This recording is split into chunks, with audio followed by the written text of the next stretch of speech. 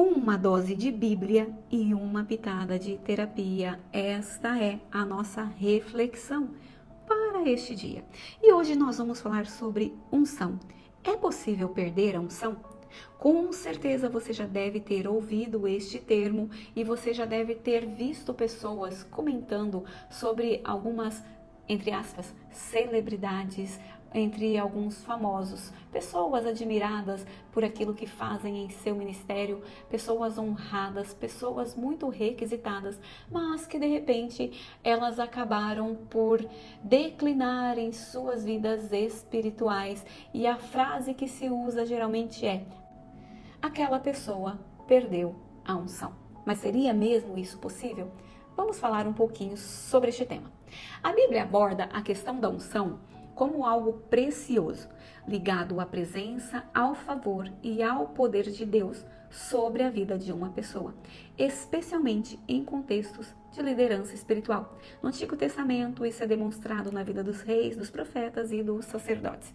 No Novo Testamento, a unção do Senhor está sobre nós através do Espírito Santo deixado por Jesus. E embora não se use exatamente o termo perder a unção com frequência, ela mostra que é possível se afastar da unção ou deixá-la se extinguir por desobediência, pecado ou até mesmo pelo afastamento da vontade de Deus. E eu queria deixar para vocês dois exemplos bem simples e didáticos sobre pessoas que perderam a unção do Senhor de sobre as suas vidas. O primeiro exemplo que eu quero deixar é o rei Saul. Saul foi o rei que perdeu a unção. Se você quiser saber mais sobre este contexto, você pode ler o livro de 1 Samuel, dos capítulos 13 até o capítulo 15, e você vai entender o que aconteceu ali. Saul foi ungido rei por Samuel, mas ele desobedeceu várias vezes a Deus. E o resultado disso foi que Deus rejeitou a Saul como rei sobre Israel. No livro de 1 Samuel, no versículo 16, 14, diz que o Espírito do Senhor retirou-se de Saul. No capítulo 15, versículo 11, Deus diz sobre Saul: arrependo-me de ter colocado Saul como rei, pois novamente ele me abandonou e não seguiu as minhas palavras. Veja bem o que nós podemos aprender aqui. Nós aprendemos que a desobediência contínua e o orgulho podem fazer com que Deus retire a sua unção de alguém. Neste mesmo capítulo, Deus manda Samuel falar para Saul: eu tenho mais prazer na obediência do que no próprio sacrifício. O segundo exemplo que eu quero deixar para vocês é sobre Sansão. Sansão foi o juiz que não percebeu que tinha perdido a unção de Deus. Para entender mais sobre esse contexto, você pode ler o livro de Juízes, seu capítulo 16. O que aconteceu aqui? Sansão, ele violou os votos de Nazireu e cedeu à sedução de Dalila. O voto de Nazireu significava que ele era uma pessoa separada exclusivamente por Deus para cumprir um propósito.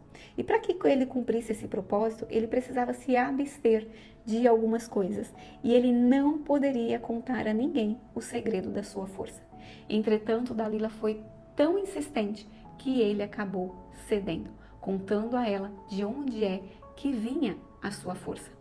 E o versículo que eu quero destacar para vocês aqui está em Juízes, capítulo 16, versículo 20, que diz assim: ele despertou do sono e pensou: sairei como antes e me livrarei.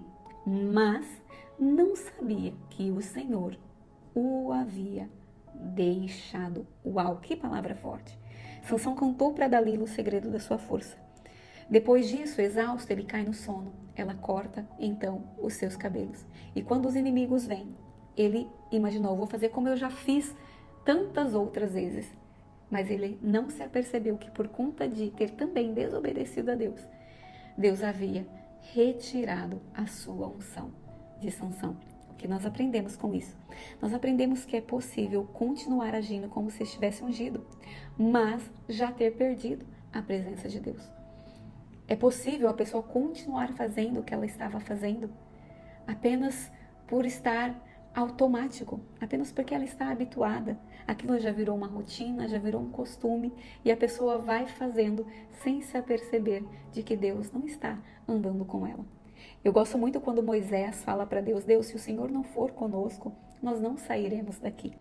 Andar com Deus debaixo da sua unção é imprescindível para uma vida de sucesso. E aqui eu vejo também, tanto na vida de Sansão quanto na vida de Saul, um lado terapêutico. Muitas vezes nós olhamos para as pessoas e nós pensamos: ah, se eu estivesse no lugar dela, eu faria diferente. Ah, eu não agiria como Saul, ou eu não agiria como Sansão, eu faria desta e daquela forma. Mas será mesmo? Você sabia que a maioria das nossas ações, na verdade, elas são reações? Quando nós olhamos para a vida de Saul, nós vemos que ele, na verdade, era um homem extremamente tímido e com baixa autoestima. Ele não queria aceitar a unção de Deus para ser rei. Mas quando ele foi para ser apresentado para o povo como tal, ele se escondeu no meio da bagagem. E aí depois, quando você vê ele fazendo uma estátua em honra a si mesmo e com muito medo de perder o seu reino, que a princípio ele nem queria, você vê que na verdade ele era um homem com medo de perder a sua posição. Ele era um homem que tinha necessidade de afirmação. Ele precisava que as pessoas olhassem para ele, que as pessoas o reconhecessem.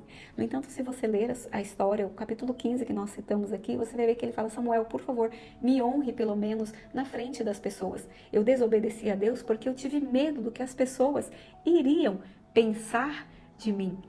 Então, ele era uma pessoa que tinha necessidade de atenção. A atenção para ele era tudo. Uma pessoa orgulhosa demais e durona demais, na verdade, ela está se escondendo de sua verdadeira personalidade.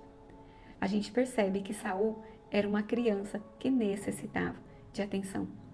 E se nós não soubermos disso, nós poderemos, por causa disso, perder a nossa unção. Olhando para a vida de Sansão, nós podemos dizer a mesma coisa. Sansão era também um homem que precisava de atenção. Era o reflexo de um menino mimado, acostumado a ter tudo aquilo que queria. Carente por não saber ouvir um não, necessitado extremamente de atenção. Sansão gostava de brincar com o perigo. Ele gostava de demonstrar a sua força, que as pessoas olhassem para ele e que o admirassem. Mas, novamente aqui, o orgulho, ele precede a queda. Então, esses dois exemplos, eles servem de base para que nós possamos olhar para nós mesmos e refletir nas nossas ações e reações e tentar entender o porquê de muitas vezes nós agirmos da forma como nós agimos e tentar também ver se tudo isso não está atrapalhando ou até mesmo afastando a unção de Deus da nossa vida e nos distanciando do propósito dele para nós. Fica aqui essa reflexão. E como nós podemos evitar então perder a unção? A Bíblia mostra que a unção pode ser preservada e fortalecida, e eu vou te dizer aqui alguns pontos que a Bíblia nos traz. Primeiro, pela obediência a Deus. O Evangelho de João, capítulo 14, versículo 21 diz assim: aquele que tem os meus mandamentos e lhes obedece, este é o que me ama. Aquele que me ama será amado de meu Pai, e eu também o amarei e me revelarei a ele. Deus quer se revelar a nós, mas isso vai depender da nossa obediência, em guardar os seus mandamentos, porque aquele que guarda, este ama Deus e Deus se revela para ele. Então, obediência a Deus vai fazer com que a unção dele sobre a nossa vida seja preservada e fortalecida. Outra coisa também que preserva e fortalece a unção do Senhor sobre nós: santidade e arrependimento constante. No Salmo 51, o salmista escreve, especialmente no versículo 11, não retires de mim o teu Espírito Santo. Davi aqui está fazendo uma oração de clamor, de perdão a Deus por conta do seu pecado. E ele diz: Senhor, eu errei, sim, mas eu me arrependo e eu quero me santificar a partir de então. Não retires de mim o teu Espírito. Espírito esse, como nós já dizemos aqui, que hoje representa a unção do Senhor sobre as nossas vidas. Outro ponto, intimidade com Deus. Mateus 25, de 1 a 13, nos conta a parábola das 10 virgens, 5 prudentes e 5 insensatas. E essa parábola nos mostra que nós precisamos manter as nossas lâmpadas acesas. E como é que isso acontece? Isso acontece através do óleo, do azeite, que também é a representação do Espírito Santo. Por consequência, a representação da unção de Deus sobre nossas vidas. Isso vai nos fazer preservar e fortalecer a unção de Deus sobre nós. Outro ponto, humildade e temor do Senhor. Tiago 4, dos versículos 6 ao versículo 10, você pode ler sobre isso, mas eu quero destacar os versículos 7 e 9, que diz assim: portanto, submetam-se humildemente a Deus, resistam ao diabo e ele fugirá de vocês. Haja lágrimas pelas coisas erradas que vocês fizeram, haja arrependimento e aflição sincera. Deus, ele olha para a sinceridade do nosso coração. Ainda que nós tenhamos errado, ainda que nós tenhamos falhado, Deus não olha para o nosso erro, ele olha para o nosso arrependimento. A Bíblia diz que Deus resiste ao soberbo, mas ele dá graça ao humilde. Então, a humildade e o temor ao Senhor são de extrema importância para manter a unção dele sobre nossas vidas. E eu adicionei também aqui um ponto terapêutico, que é o autoconhecimento. Buscar conhecer e entender as nossas ações e também as nossas reações. Nós precisamos identificar possíveis perigos, possíveis pontos, né? Aqueles chamados pontos cegos que nos possam levar para longe da vontade de Deus para nós e buscar ser mais intencional em tudo aquilo que nós fizermos. Se nós nos conhecermos, nós vamos entender aquilo que significa para nós um perigo, aquilo que talvez para outras pessoas possam não ser tão perigoso, possam não representar algo que seja danoso, mas para nós vai nos afastar da presença de Deus. Então, o autoconhecimento é de suma importância. E aí você pode me perguntar: eu já perdi a unção, será que é possível recuperá-la? Com certeza, a Bíblia nos dá exemplos como o rei Davi e até mesmo Pedro, que negou a Jesus. Mas esses exemplos nos mostram que o arrependimento verdadeiro, ele pode restaurar a presença de Deus e a unção dele nas nossas vidas. Ainda no Salmo 51, versículo 10, Davi faz essa oração e eu queria que essa fosse a minha e a sua oração nesse dia. Ele diz assim: cria em mim um coração puro, ó Deus, e renova em mim um espírito inabalável. Eu queria trazer uma outra tradução, a tradução da Bíblia, a Mensagem.